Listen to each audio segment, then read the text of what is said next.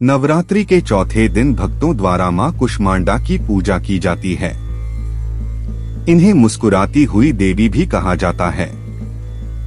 उनका नाम 3 अलग अलग शब्दों से मिलकर बना है।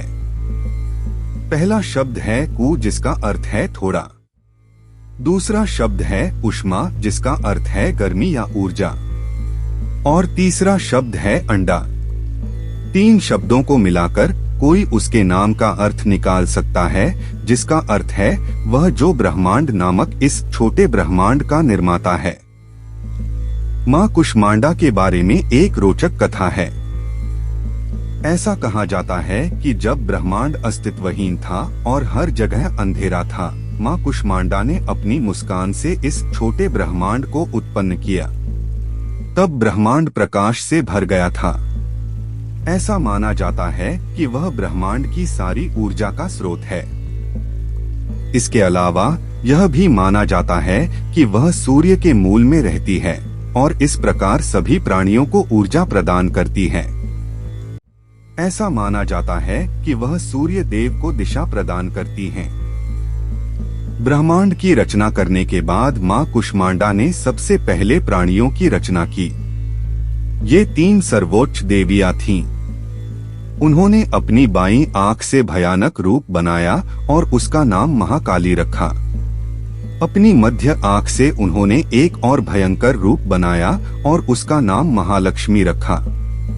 उनकी दाहिनी आंख से अत्यंत दयालु और मुस्कुराता हुआ स्वरूप प्रकट हुआ, जिसका नाम उन्होंने महासरस्वती रखा। महाकाली के शरीर से एक नर और एक मादा ने जन्म लिया। उनका नाम शिव और सरस्वती रखा गया। महालक्ष्मी के शरीर से भी एक नर और एक मादा ने जन्म लिया।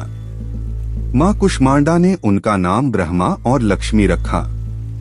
जब मां कुष्मांडा ने महासरस्वती पर दृष्टि डाली तो उन्होंने एक नर और एक मादा को जन्म दिया। उनका नाम विष्णु रखा गया और स्त्री का नाम शक्ति रखा गया।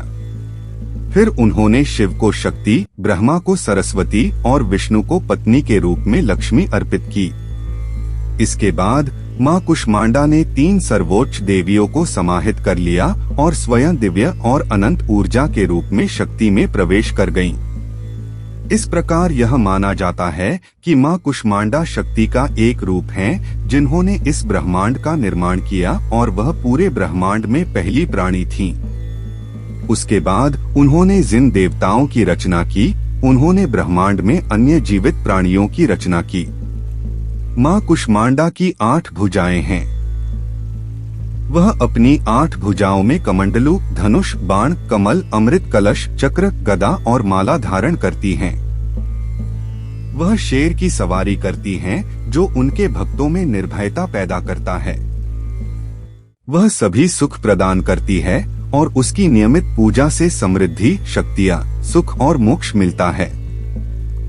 वह अपने सच्चे भक्तों की सभी बीमारियों, परेशानियों और बाधाओं को नष्ट कर देती हैं। हमारे साथ जुड़े क्योंकि हम अपनी नवरात्रि विशेष श्रृंखला में नवदुर्गाओं की कहानियों को उजागर करना जारी रखेंगे। आने वाले भाग के लिए बने रहें, जहां हम इस शुभ त्योहार के दौरान देवी दुर्गा के विविध रूपों का पता लगाएंगे। यह नवरात्रि आपके लिए शांति, समृद्धि और दिव्य आशीर्वाद लेकर आए।